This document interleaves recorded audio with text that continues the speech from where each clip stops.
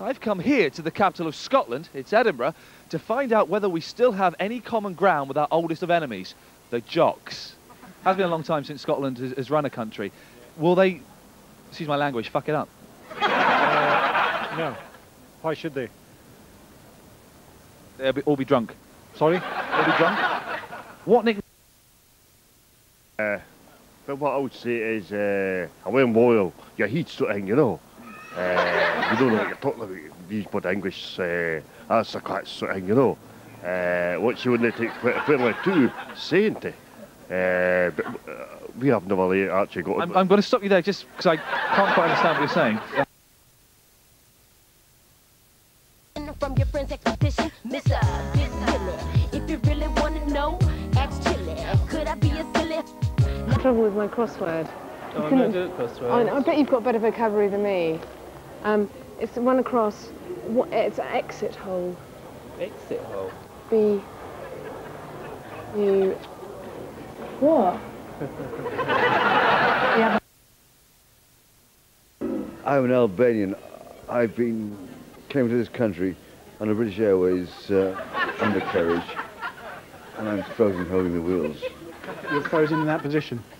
I certainly am, yes. I can't move. The shock of this savage experience has given me an awful head bang. I've got this tick in my head, and I can't get rid of it. We need you to flinch to kind of go... Bit more violently. Bit more violently. Bit more violently. Bit more violently. Bit more violently. And once again, really savage this time. Well,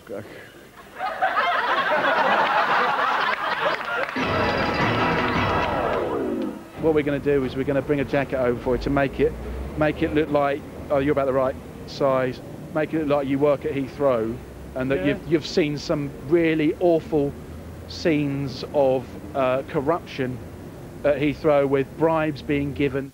If you now make out you're really upset and wipe tears away from your eyes and say, what is Britain coming to? What is Britain coming to? You know, with all these things, you don't know what to do. It's disgusting to get strawberry Jacko given as a bribe at Heathrow. Was it like this one? Was it like this one? Yes, it was. It's disgusting. New boy band Westlife have reached #1 with their first single, Swear It Again. OK, I will, lads, you're fucking rubbish. Definitely. Look, a documentary looking into the life of people called Peter. As we approach the millennium, what is it like and what challenges is Peter facing? It's about people called Peter. There's a friend of mine called Peter. He's quite an interesting life. Wouldn't mind sort of seeing a bit about him. Well, would he be interested in being in it? You'll have to ask him that. Does he have a number? We can give him a call. He does have a number. I don't know what his phone number is. He's recently moved, actually. Well, he's moved to a place near Bromley. A documentary, Eric Bristow, A Life on the Ocky. Good show? Shit. Also completely mental. Right, well, as long as they sort of give back a full report of what's going on, you know, as long as it makes interesting television, then I think that's perfectly acceptable. Colonel Dwayne Phillip from the 21st Airborne Division, veteran of the Gulf War and had some dealing with Vietnam. I can't remember its exact connection, but has won a Purple Heart and various other medals. Is it right to be using ducks like this? Well, I mean, the duck's perfectly... It's obviously a veteran, knows exactly what he's doing, so certainly, yes. Should we be sending ducks, geese, wildfowl into a war zone? Yes. To die. So just in conclusion then, it is fine to use animals in war. Not dolphins, but certainly the ducks and the chimpanzees that you've mentioned. I think that's perfectly acceptable. So if the Americans... So, my young friends, that's it. The end of the last show of the series. We'll be back in October, but until then, Daisy, alas, is unemployed. Mackenzie, alas, is unemployable. But don't worry about me. I've been down the job centre, picked up a rather nice vacancy.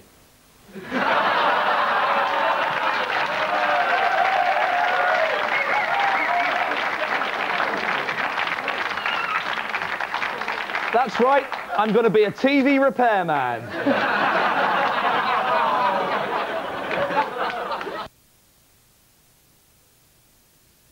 soil for... For example, a trophy, like this.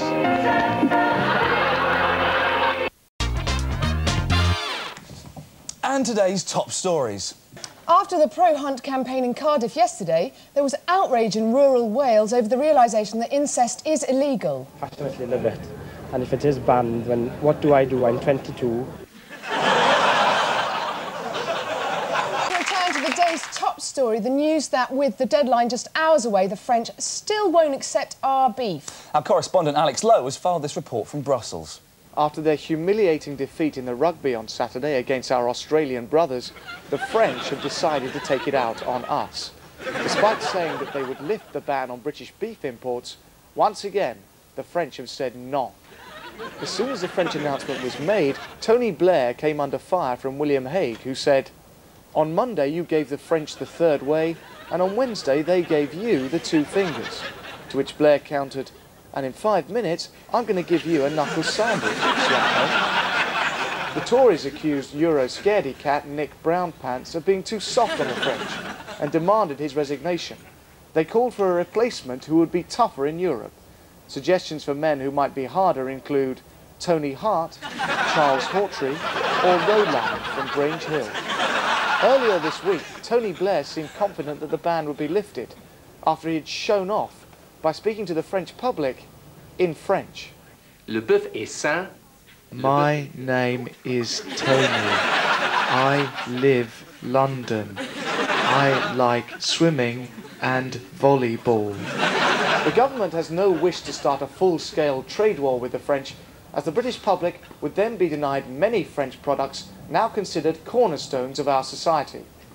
As well as the French wines and cheeses that we all take for granted, Tony Blair asked Britons to imagine a country without naughty French negligés, fine art, and cinema films that actually show you a bit of muff. French car imports, which hold a strong position in the British market, would be affected, and the possible loss of such classics as the 2CV has caused outrage among tree huggers, lesbians, and concerts.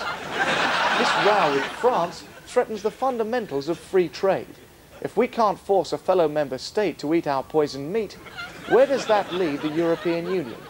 This is Alex Lowe, 11 o'clock show, the European Courts, Brussels.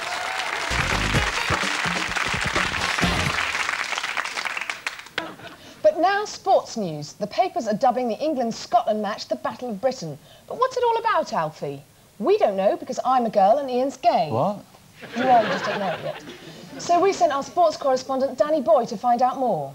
This Saturday, the Brave Hearts of Scotland take on the Lion Hearts of England in the first leg of two ties to determine who will go through to the Euro 2000 finals and who's shit, and they know they are. There are mixed reports coming from both camps ahead of Saturday's big showdown. Good news for England fans as midfield injury worries mean the possible return of the man that can do this. That's fine, they're going to finish it here! The bad news is he now looks like this. Meanwhile, Scotland manager Craig Brown faces a few selection problems of his own. Fortunately, both sides have settled on their mascots for the game. Scotland will employ this traditional symbol of Highland strength, the fearsome caber tosser, while England have selected to use a more conventional English tosser. You'd have to fly to Bangkok to find a more mouth-watering tie than this. This is Danny Boy for the 11 o'clock show, Wembley. A few years ago, the Conservative Party were the most popular and therefore the best in the country. Their long run of general election wins throughout the 80s and early 90s guaranteed them a warm place in the nation's heart. Then suddenly they were rubbish and lost everything. I've come here to the Conservative conference in Blackpool to see if this forgotten party is the one for me. The Tories win hands down on conference location. Classy Blackpool oozes fun. But that can wait, because I've got myself a very important date with Tory MP Bill Cash. Maybe he can convince me that right is right for me. Which party has the most fun? I think that the Conservative Party has the most fun, and we do, from time to time, different generations have massive debates. When did the Tory party last have a mass debate? Well, we're always having mass debates. We're having one at this party conference, for example. So, just in conclusion, that having a mass debate in a hall with the Tory party, that's fun? Well, I personally regard it as interesting and exciting. So I think I've got a pretty good understanding of Tory manifesto, but as the saying goes, all policy and no fun makes Ian Lee a dull boy. So I'm off to see whether these fun-loving fascists can convince me to join their party. Do you think I look like a Tory? Not necessarily, no. No. How about if I do this? Is that more like it? In all shapes and sizes. Now, I'm not gay. Why should I vote Conservative as a young man? You're not gay? No. Why should you vote Conservative as a young man? Yeah. What's gay got anything to do with it? What's gay got to do with it? Nothing really. I was just, saying as an example, I'm not a gay man. Why should I vote Conservative? Why? You think all Conservatives are gay? Yes. What's more important, politics or love? I don't know. I've had politics, but I haven't any love. You've had no love? The proposition. It could be. No, it's not. It's not. Yeah. Who's your favourite out of the Tories? It's not Michael Portillo. Why is that? 'Cause he's gay? Yeah. Excuse me, sorry. Mrs Thatcher, we're filming a late-night faction entertainment show for Channel 4. Can I ask what's it like being at the conference again, Mrs Thatcher? Thanks very much, Margaret Thatcher. So that was a Tory party conference and the last leg of my political odyssey. I came to Blackpool expecting to find a bunch of humourless, cold-hearted Nazis, but boy, was I ever wrong. And although I don't exactly condone their policies to flog vagrants and reintroduce the death penalties into schools, I must admit, I kind of like these guys. This has been Ian Lee, the 11 o'clock show, Blackpool.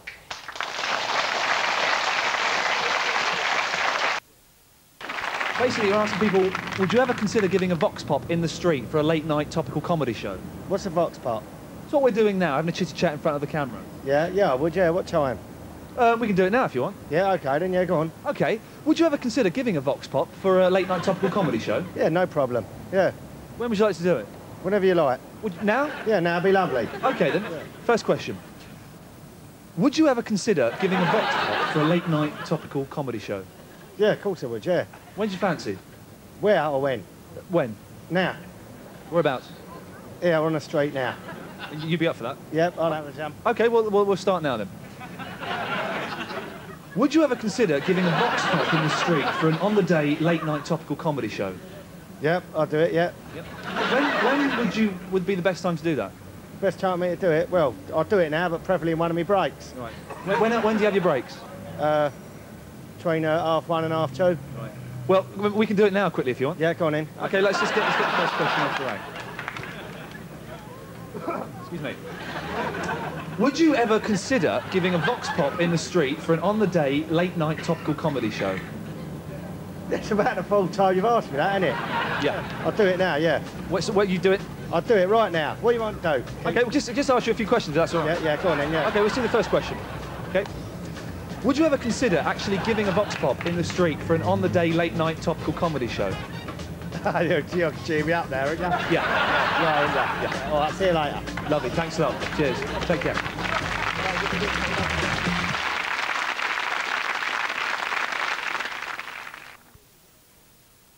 Despite a rise in their pensions and a free TV licence, the elderly will be hit hard by a 10% rise in the price of Werther's originals.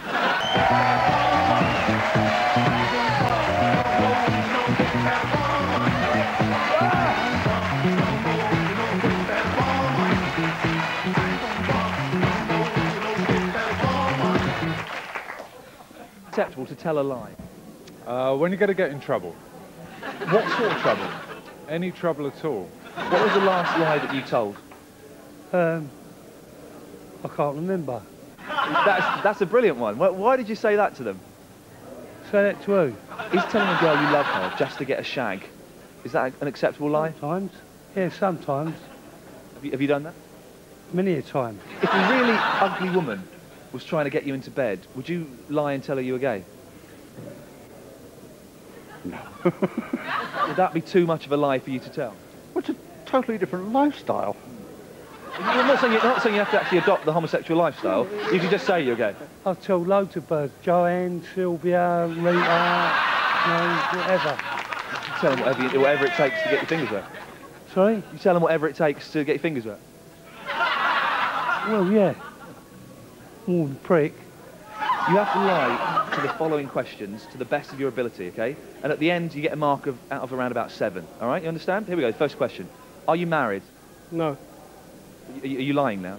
No. You're supposed to lie. It was in the setup to the question. All right, it's really quite. I'm not being funny. This is really fucking simple. Just get this right. Please, fucking simple. Okay, brilliant, nice one. Okay, so you got to lie to the following questions. Are you married? Yes, I am. Fantastic. Do you own your own home? Yes, I do. Are you a straight man? No, I'm not. Do you spend all of your free time and most of your income on gay hobbies? No, I don't. So that was the lie. No, you don't. So you do actually do that? Yes, I do. So there we have it. It appears the truth is too much to handle for some people. This has been Les Dennis for the Antiques Roadshow in Libya. You could tell if somebody else was lying. Of course you can. Easy. Easily? Yeah. Everyone does it. This isn't working. Can we stop it? Sorry, this is rubbish. Can we stop it? This is rubbish. This is the worst one we've done. We'll stop it there. Sorry, it's not going to be... Ah! I was lying there. This is going very well indeed. Have more faith in yourself. That was a lie, but you didn't spot it, did you? No, you covered it, that's right. No, this bit's a lie. It is going really badly, actually. We will stop it there, sorry. We'll stop it there. No, sorry. Lying then. It is going really well. You can't, so you couldn't tell I was lying, could you? It's true, you can't. It is going really well. Have faith in yourself, seriously. No, I don't know, never today, anyway. I was lying just then. It is going really badly. I'll stop you there, sorry. I'll stop you there, sorry. It is going really badly. It is going really badly, sorry. Come back. I was joking. It's going really well. That was a lie then, you see. Now, did you know I was lying then? Not really, no. Did you know I'm lying now? Because it is going really badly. We'll stop, sorry. It's not working. Fuck it. Actually compete in athletics? If they want to. On their own. Gay man yourself. Are you... Sorry? I'm not the gay man. Okay, sorry, I'll rephrase that, sorry. Yeah, you do that. Okay, now as a gay man yourself, are you proud that they're having the Olympics? I'm not a gay man. Sorry? I said I'm not a gay man. Sorry. I'm saying I'm a gay man. Let's get the right question. Where is it? Yep. Now, as a gay man, are you proud that London's been chosen for this event? I keep on saying I'm not a gay man. Okay, now how would you prove that in a court of law? Oh, God, blah. Just drop your trousers, that's all. You'll soon find out. As more revelations come to light, even Jeffrey Archer's cat has turned against him. Fuck off, you liar. Good night.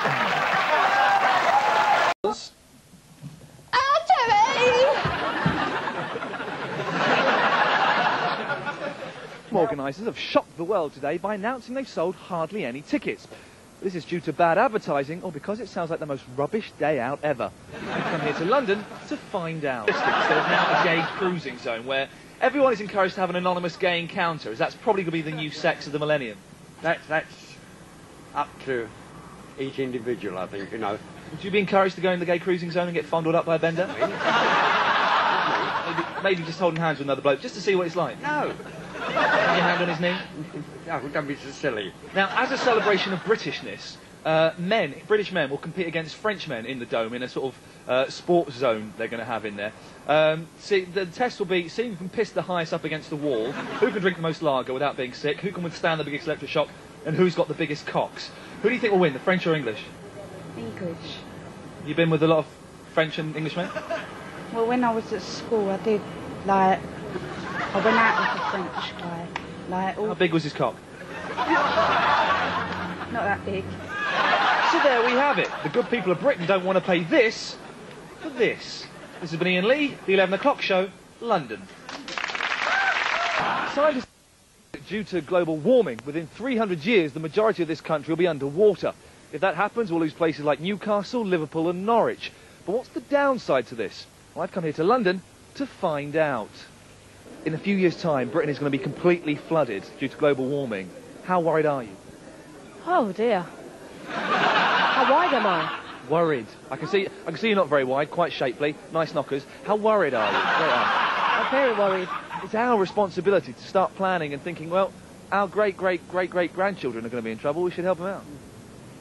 Yeah, but it's so far ahead that I'm not really worried. It doesn't worry me. In any case, all the scientists seem to be arguing amongst themselves anyway. What makes scientists know so much about it anyway? What makes them such experts? Well, that's true, yes. It's their years of training, to be honest, and studying. Yeah. The government are going to make it law that you have to drink a gallon of water a day. To save the country. It's to save the country. Well, if that is what needs to be done, then that's what needs to be done. And you do that for your country? Oh yeah, definitely, I would do that. You can only wee once though a day. Otherwise, you'd just be pissing it back out, and it would be the same amount of water, but it'll be yellow. I think it's about them, putting a lavatory all over the place. Scientists are also saying that in order to keep the human race going, we're going to have to mate with dolphins. Would you consider bringing off a dolphin in your mouth to keep the human race going? No. That wouldn't be something you're interested in. No. The scientists have invented a way that they can inflate your balls so that they act like armbands and you can float about. Would you be having something like that done when the planet floods? Yeah, yeah. The only problem with it is, of course, if you spend you've got big balls, you spend the afternoon grinding with a lady, but not actually having sex, that evening, you've got that terrible ache. The only way to relieve it is to crack one off, isn't it? Well, obviously, as I said, I wouldn't... God, I've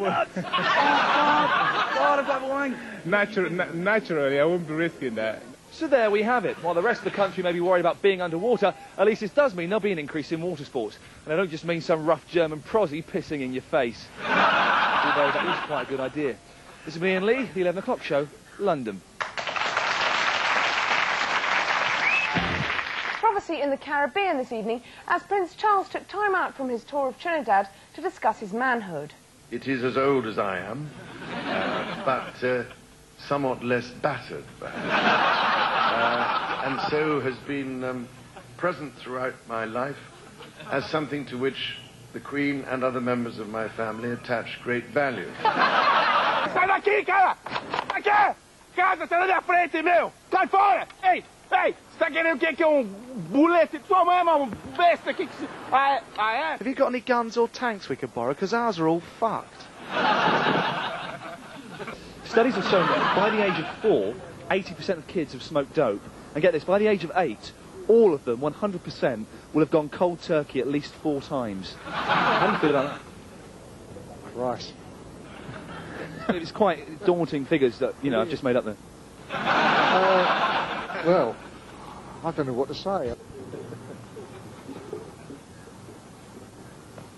You know, children have always been fascinated with cars. And it's hard to believe that one day kids like these will become the violent, foul-mouthed scum which add to the ever-increasing number of assaults known today as road rage. Right! You see how easy it is? I've only been in the car 10 minutes now, and already I can feel my blood and stress levels rising as a result of some of the stupid fucking idiots that I have to share the road with. Yeah, you wanker! To defuse potential flare-ups, here's a few ideas that could help you when you're actually out on the road. Stop yourself before things get out of hand. How much of the road do you want, you pillock? Instead of confronting the other road users, just stop and count to 10. 1, 2. Look at some of the new technology which enables you to communicate with your fellow road users whilst avoiding confrontation. A simple keyboard and LCD screen allows your concerns to be understood by other drivers. Listen to the advice of those like Steve Thomas. In 1997, he made the newspapers for all the wrong reasons when he left another motorist in a coma for 2 weeks after an unprovoked road rage assault. He cuts me up on the Chiswick roundabout, and I just saw red. Yeah, but that hardly seems enough to warrant hitting him like you did with a car jack. Yeah, well, the Muppet cut me up. Yeah, as I say, that shouldn't really have provoked... Look, mate, the Muppet cut me up. I went to the home of Kevin Turner, the innocent young man Steve had left for dead in Chiswick. He told me his version of events on that day in 1997. And by all accounts, this was a totally unprovoked attack, wasn't it, Kevin? Yeah.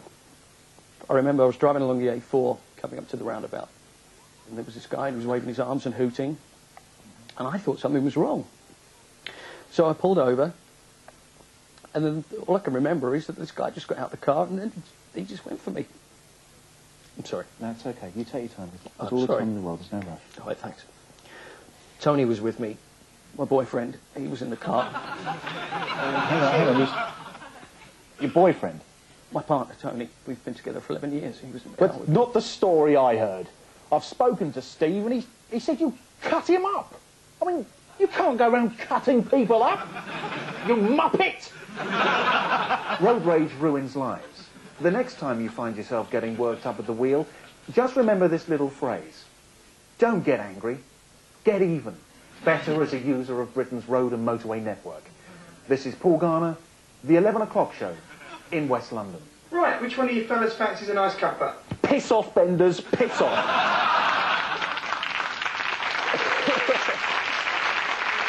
A report out today suggests that women under the age of 35 make the best bosses in the workplace. But is the key to success a firm handshake or a firm breast? I've come here to London to find out. The report also concludes that women make better bosses because of the pitch of their voice. Could you sack me like a woman? No. If you did have a woman boss, you would spend a lot of your time just looking at her skirt, wondering what she was like, wouldn't you? Yes, yeah, of course. You filthy pervert! Let's take it up, say, half an octave. Ready? Yeah. No, I wouldn't sack you, actually. I wouldn't sack you. I wouldn't sack you. Well, because it's not my scene. It's not my scene. Oh, Don, hello, how are you? All right, I'm sorry, I won't be coming to work today because I've got an upset stomach. I'm not too well. I've got a bit of a headache and that. You want some time off then, do you? Yeah, a couple of days I do. A couple of days? Yeah. Well, you take some time off. Take the rest of your fucking life off because you're fired. Okay, thank you. I'll get another job. So there we have it. Young women do make the best bosses. So don't try and tell me any different, right? This has been Daisy Donovan for the 11 o'clock show in London. Jack Straw this morning removed the last legal barrier preventing the Chilean dictator General Augusto Pinochet from returning home. The news shocked many, but was greeted with delight by those whom the general has helped over the years. Jack Straw's decision will come as a great relief to the general, who's had to endure 17 months' arrest in the hellish conditions of the exclusive Wentworth estate. Pinochet's flight to Chile left earlier today, and he seemed to be happy and untroubled as he went through customs. It's low for the 11 o'clock show, Wentworth. Despite the best efforts of the government and David Beckham to bring the North and South together, they still remain worlds apart.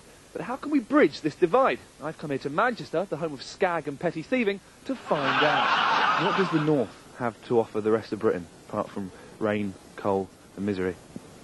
Not a lot, really, is it? How much is a pint of milk in Manchester? Pint of milk is about 31p. Have a guess how much it is in London, in the south. I've no idea. It's about £1. £5. £5 for a pint of milk. Would you say there's more crime in the north than in the south? No. What have you got in your bag? Well, just two hair clippers which I just bought. Have you got the receipt for those? No, I haven't, no. Did you just steal those 2 hair clippers? No. Would you say as a northerner you're more friendly than the southerner? Yeah, I'm alright. Could you lend us 10 pence, mate, to get a bus? Yeah, that's what Oh, nice one. You couldn't tell me how to get to the Arndale Centre, could you? Yeah, there. Listen, I need to go to the toilet, but I've got sore hands. Would you hold me cock for me? No. Would it help if they built a university up north? Would that be good? Hold on. No, not really. That wouldn't help. Because in the south there's loads of universities. What if they built one up here? No one would go. No one would go. No. Supposing they built a road linking the north and the south. Would that make things better up here? Well, there isn't one. No. You're joking. There's not a road linking the north and the south. Well, they've got railways. No. Not directly linking. There's a bit you can go up to a certain point, and you have to get off and walk a bit, and then you can get another train. There's no direct links. No. They shouldn't build a road linking the north and the south? No. Have you ever copped off with a southern bird or bloke? Yeah. Which was it, bird or bloke? Bird. What was it like? It was alright, it was great. Was it as good as a northern bird or better? Better. Yeah. Why is that? Is it 'cause they're more classy or because they're dirty? Dirty. Yeah. Dirty, yeah. Shake up the arse. Yeah. On your first date? Yeah. That is very dirty. Fair play to that. So there we have it. Maybe we aren't so different after all. In fact, I'm thinking of buying a house here. This should get us a couple. This will be in the 11 o'clock show, Manchester. What would you do if a complete stranger stopped you in the street? Ooh, good night. Would you ever have the piss taken out of you on the street? People do it all the time. I don't mind. What do they do? Oh, they call me everything, you know. They call me Mad Jacko. Mad Jacko? Are you mad? Not really. Are you called Jacko? No, I'm just open-minded. Can you just to call back later? You're on the telly. Hello, Dee. I'm just been told, can I call back later? Call back later, he's on the telly. could you call back? It's quite important we finish this, Steve. Cheers, mate. Dear, oh dear. Lovely. OK, brilliant. That's it. I think we finished. Thanks a lot for your time. Cheers. There's been a survey done that says that people can't keep secrets anymore because they're always overheard in restaurants and things like that. Do you think that's true? In some cases, yeah. The way Do you think posh people get overheard more than ordinary people? No, I don't think so. They do talk like that. Yeah, they do. Johnny Karen Bun Smythe was going into Caroline. An epidemic of clipboard fatigue has broken out in Britain, with a report out this week that 6 out of 7 people will not talk to market researchers on the street. I've come here to London, home of the market, to research. Do you get annoyed when market researchers approach you and ask you annoying questions? Yes, a little bit, yes. Is that A, slightly annoyed, B, very annoyed, or C, fucking furious? Slightly annoyed. Well, what would make you answer a market researcher's questions? What if I was to do this for each question? Do-do-do-do, do-do-do-do, do-do-do-do, do-do-do-do, do-do-do-do. I'm not at all impressed by the way. Now, can I just do a demographic on you? Yeah. Okay, so female, single, obviously. No. Really not. Single? Yeah. No. Oh. I wonder why you thought that. I don't know. So it appears that market researchers will face extinction unless they change tactics. I've come back to London to try some new techniques. Would you like to answer the following questions? Yes, you, with a nice hairstyle. Do you clean your fridge once, 6 or no times a year? Never. You never clean your fridge? No. Please, can you help me? Please. I've got market research questions. Research questions? Yes. I thought you were crying, begging or something. No, I wanted questions. Which should we go? Crunchy peanut butter or smooth? Neither. Excuse me, doing some market research. Doing some market research? Yeah. Do you prefer crunchy peanut butter or smooth? Crunchy. Hello? Oh. Could you ask me some... Can I ask some market research questions, please? So there you have it. Market researchers really do have a difficult job. So if you see one, don't just walk by like this.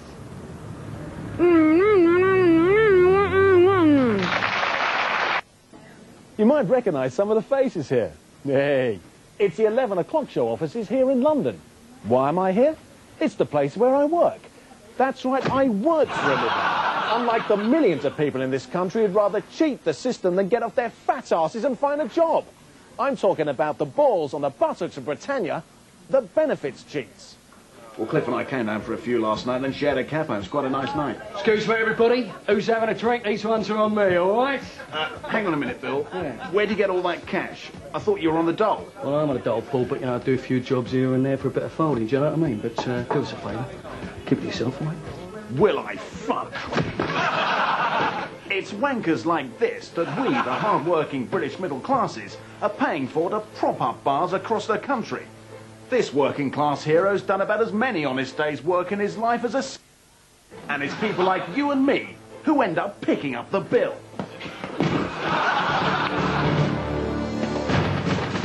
We stick them on an island somewhere and bomb the whole bloody lot of them. Be done with it. Here in Guildford, Social Services Officer Peter Hammond has the unenviable task of working out which claims for benefit are genuine and which are bogus. Peter's first appointment is with Marilyn Spears, who claims she needs more money and a larger council flat to house her growing family. So you have 4 children at the moment, one's due in July, congratulations on that. Your husband or partner, are they in regular employment at all? No. My boyfriend, Barry, he had an accident on machines at work, so he's on disability. Oh, I'm sorry to hear that. Can't you see, mate? She's a single mum, for Christ's sake. She sits in here with a satellite telly and her hundreds of bloody kids. They should stick them pandas from London Zoo in here for a couple of weeks. They'd have no problem breeding here, would they? As long as they could fit into a football shirt and work a CB. Come on, you lot, let's get out of here. Seen enough of this. It looks like a totally innocent game of football, doesn't it? But one of these tossers out here jumping about like a gazelle is Marilyn's boyfriend Barry. That's right, the one who's claiming disability allowance. Let's go and see what this prick's got to say for himself. Right, which one of you's Barry Simmons? Come on. Yeah, that's me, why? Bloody Christopher Reeve, are we? Scavenging money off the state. Come on, you're coming back to work. Fucking idiot! Do you think it's easy operating a lathe like this? OK, so you won't be right all of the time. But your help in pointing the finger at benefits cheats means the government have the muscle to start giving the elbow to those who don't deserve the handouts. This is Paul Garner for the 11 o'clock show in Surrey. Mother Madonna announced she has another bun in the oven. I'm asking, have we lost our moral standards? I've come here to London to find out. Is it immoral to piss in a cup of tea and give it to your mate? Yeah, that is immoral. But supposing your mate had a sore mouth, and only your honey-flavoured piss could cure it. So you wouldn't help a mate in pain? Not by pissing, I know... Supposing it would actually help his mouth, though. It would help his mouth get better. So you're saying supposing, yeah? Yeah, then I'll do it. Supposing your blind aunt gave you money to buy a lottery ticket for her every week, would you A, buy the ticket, or B, would you spend the money on fags and give your aunt a bit of paper that said, sod off blind aunt, you're on your own? You'd actually do that? Oh, naturally. Do you know a survey of under 12-year-olds, between 1 and 100% said they keep the money? Oh, my God. It shows you. That's an example of what the morals are like today. And what made-up figures are like. Yeah. Supposing your mate's bird came onto you, I know it's unlikely, you're an ugly fella, but supposing she did, would you be loyal to your mate and not shag her? If she's good-looking. She's good-looking, I'd do it. You'd do it? Your best mate's bird? Yeah. I don't give a shit about that. But all right, fair enough. Can thoughts be immoral as well as deeds? It depends what you're thinking about. Well, supposing you're cracking one off, you're thinking like Michael Barrymore. Is that immoral? It depends. I wouldn't say anything against Michael Barrymore. No, I wouldn't say anything about him. He's a great bloke, top entertainer. But is it right to lie at home, cracking one off, having a jostle, shivering a beauty, thinking about Barrymore? I wouldn't think about Barrymore. You think about Dale Winton? No, I wouldn't think about Dale Winton. Don Estelle? No, not Don Estelle. Stu Francis? No, I'd think about Shania Twain. Shania Twain? Yeah. What you said... So just gets right. You're at home cracking off. You don't think about Michael Barrymore. You think about Shania Twain. 11 o'clock show, London. I want them cheaper than that around my place now. Shania Twain. Slashing the tax on women's sanitary products, but then being too red-faced to talk about it himself and instead palming the job off on his female deputy. But are we right to be embarrassed by taboos, or should we just let it all hang out? I've come here to London to find out. Do you ever get embarrassed by other men queering you up? Again, they'd be put down before they got anywhere. Oh, would they really? How would you put them down? Come here, cowboy. Come here, cowboy. Come on, let me feel your buttocks. Let me feel your buttock. Come on, let me touch your breasts. Come on, give us a kiss. Come on. What's the most embarrassing thing you've ever done, would you say? Shit myself. When did you do that? In that pub there. Why? I was too drunk. You were so drunk that your bowels just gave up and just released and you were your pants full of shit. Completely. How many times have you done that? Twice. This is Ian Lee, the 11 o'clock show, London. As a result of the Human Rights Act, which will also stop posh schools forcing pupils to go to church. Unfortunately, there's still no law to stop them going,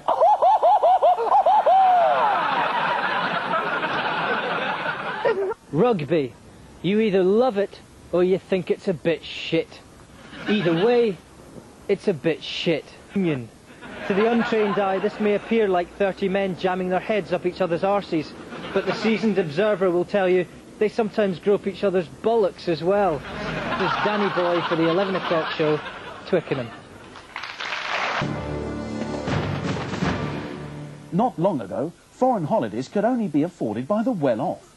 These days, any tarty old northerner can afford cheap breaks to get polled relentlessly by greasy waiters and pissed-up Geordies. No, put a flake in it. I want a fucking flake. Personally, I don't see how you can beat a good, honest British holiday, like somewhere here, on the coast at Southend. But if you do insist on giving your money to grimy, unshaven foreigners, here's a few tips that might make your holiday go all the more smoothly. Look, this is £1. That's not flake, my friend. It's vital to check with your GP that you have the right inoculations for the country you're visiting.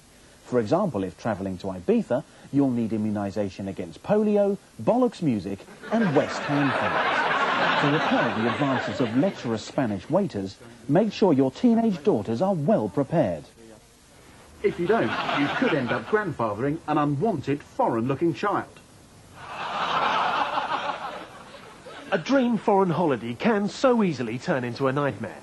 Just remember to be organised, be sensible, and be prepared to have your arse bitten to shreds by mosquitoes with teeth like a Doberman. This is Paul Garner for the 11 o'clock show in good old England.